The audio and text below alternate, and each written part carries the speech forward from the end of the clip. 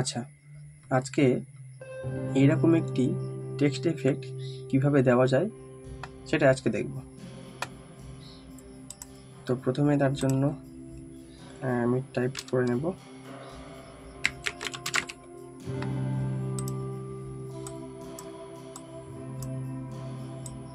Normally এইরকম text effect দেওয়ার জন্য একটু বোল্ড টাইপ ইউজ করতে হয়। তো এখানে আমি এরিয়াল CEMT ব্ল্যাক একটি বোল্ড টাইপ ইউজ করলাম। আচ্ছা, তারপর টাইপের কালারটা চেঞ্জ করে দিলাম, সায়ান কালার দিলাম, ডাইরেক্ট সায়ান। ওকে, এরপর একটা শ্যাডো ইউজ করব। তার আগে টাইপটাকে একটু এক্সপ্যান্ড করে নেব, আরেকটু মোটা করে নেব। তো আরেকটু বোল্ড করতে গেলে কন্ট্রোল টুল ইউজ করব। কন্ট্রোল টুল দিয়ে আরেকটু মোটা করে নেব।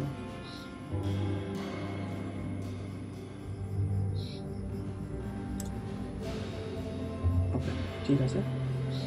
চাইলে আরেকটু মোটাও করতে পারি, না এতটা লাগবে না। ঠিক আছে। আচ্ছা, তারপর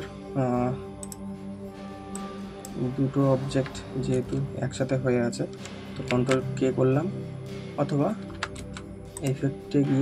অবজেক্টে গিয়ে ব্রেক অ্যাপার্ট বা কন্ট্রোল কে করলে দুটো অবজেক্ট আলাদা হয়ে যাবে। হলো? আচ্ছা, এরপর এই অবজেক্টটা, উপরের অবজেক্টটা আপাতত আমার লাগছে না, তো এটাকে আমি সরিয়ে দেব। আমি কিবোর্ডের রাইট অ্যারো ক্লিক করে ডান দিকে সরিয়ে রাখলাম। তো এটা সরানোর জন্য একটা ট্রিক আছে। আমার এই টেক্সটের সাইজটা কি আছে, 82 মিলিমিটার। তো এটাকে আমি কিবোর্ডের এক ক্লিকে সরাতে গেলে, কিবোর্ডের এক ক্লিকে যদি আমি ডান দিকে সরাতে চাই, তাহলে আমাকে এর যে নট এজ আছে আমি 83 থেকে বেশি রাখবো। মানে যেহেতু আমার 82 83 আছে, এর থেকে আমি একটু বেশি রাখবো। তো সেক্ষেত্রে আমি এখানে 100 mm করে নিয়েছি। নিয়ে কিবোর্ডের রাইট অ্যারো চাপলাম, ডান দিকে সরে গেল। ও আমাকে এখন ডিস্টার্ব করবে না এখানে। ওকে, আচ্ছা। তো এখন আমি এই টেক্সটটাকে সিলেক্ট অবস্থায় আছে, আমি এর কালারটাকে চেঞ্জ করে শাইন কালার করে দিলাম। করার পরে একটা ড্রপ শ্যাডো আমি এখানে দেব। তার জন্য ড্রপ শ্যাডো টুলটাকে নিলাম, নিয়ে একটা ড্রপ শ্যাডো এখানে দিয়ে দিলাম। তারপর শ্যাডোর অপাসিটিটা একটু বাড়িয়ে দিলাম, দেখতে ভালো লাগবে। ওকে, তারপরে আবার কন্ট্রোল কে অথবা অবজেক্ট থেকে ব্রেক অ্যাপার্ট, যেটা খুশি করতে পারো। আচ্ছা, হলো। এরপর এই অবজেক্টকে আর একটা কপি করলাম। তাহলে এখানে একটা অবজেক্ট রইল, এই যে এরকম একটা কালার আছে অবজেক্টের, কালার বোঝা যাচ্ছে না, রইল। আচ্ছা, আমি আবার আন্ডু করে দিই এটাকে। এই দুটো অবজেক্টকে আমি, একটা আছে এখানে, একটা আছে এখানে, দুটোকে আমি যদি দেখতে অসুবিধা হয় তাহলে আমি এখান থেকেও দেখতে পারি। ভিউ থেকে ওয়ারফ্রেম অন করলেই এই দুটো অবজেক্ট এখান থেকে দেখা যাবে। অন করলাম, সাপোজ এখান থেকে আমি, আচ্ছা, তো আমি নিজের অবজেক্টটাকে ধরলাম, আবার ওয়ারফ্রেমটা বন্ধ করে দিলাম, এনহ্যান্স করে দিলাম। দিয়ে এই অবজেক্টটা আমার সিলেক্ট অবস্থায় আছে, আমি কালারটাকে চেঞ্জ করব। এখানে ডবল ক্লিক করলাম, জাস্ট সেম কালার রাখবো, রেখে কালারটাকে ডিপ করে দেবো। ওকে, হলো। তারপর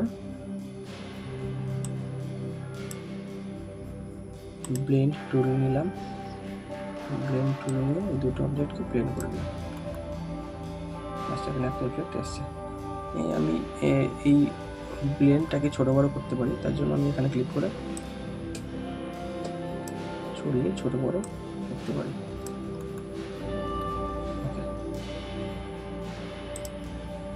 হয়ে গেছে। এখানে আপাতত আমার কাজ শেষ। তারপর এই টেক্সট অবজেক্টকে আমি বাঁ দিকে সরিয়ে আনবো। তার আগে একটু কালারটা চেঞ্জ করে নিই, হোয়াইট করে দিলাম, দিয়ে বাঁ দিকে সরিয়ে আনলাম। আচ্ছা, বাঁ দিকে সরিয়ে আনলাম টেক্সট অবজেক্টের উপরে, কিন্তু দেখতে পাচ্ছি না, নিচে লেয়ারে চলে গেছে।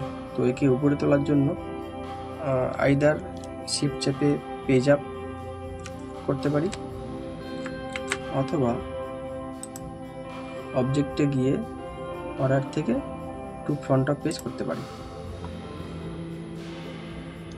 তো যেটা খুশি করতে পারো, করে উপরে লেয়ারে আনতে পারো। তারপর দেখছি লেখাটা সরে গেছে একটু, তার জন্য আমি প্লেসমেন্টটা ঠিক মতো করে নিই।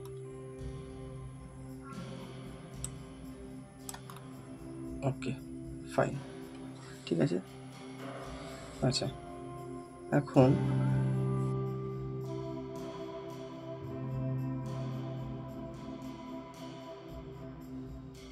পুরো অবজেক্টকে ধরে একটু স্কিউ করে নিই, তাহলে একটা অন্যরকম লুক আসবে। ওকে,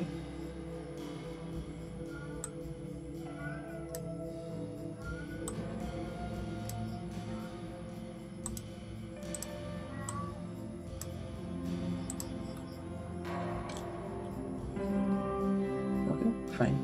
আচ্ছা, এখন এই যে উপরে সাদা অবজেক্টটা আছে, টেক্সট অবজেক্ট, এটাকেও একটা শ্যাডো দিই। তার জন্য ড্রপ শ্যাডো নিলাম,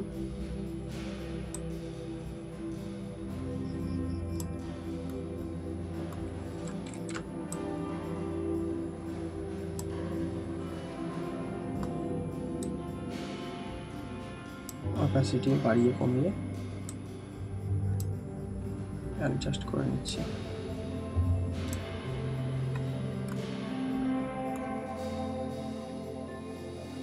ওকে, ফাইন। আচ্ছা, তো এখানে আবারই সেম জিনিস, যেটা এখানে করেছিলাম সেটা এখানে আবারই করব। তো শ্যাডো দিয়েছি, শ্যাডো দেওয়ার পরে কন্ট্রোল কে করলাম, ব্রেক অ্যাপার্ট হয়ে গেল। আচ্ছা, এরপর এই সাদা অবজেক্টকে অরেঞ্জ কালার দিলাম, ঠিক আছে। অরেঞ্জ কালার দেওয়ার পরে সরিয়ে নিলাম, আবার একটা কপি করলাম, ঠিক আছে। কপি করে সাদা কালার করে দিলাম। এই দেখো, একটা লুক অলরেডি চলে আসছে। তো এরকম অবস্থায় রেখে দিতে পারো, অথবা এটাকেও ব্লেন্ড করে দিতে পারো।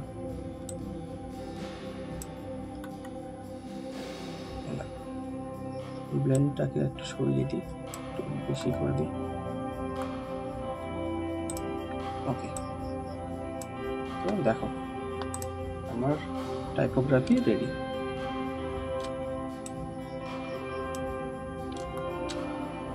ঠিক আছে, তো এইরকম আরও অনেক রকম ডিজাইন তোমরা করতে পারো।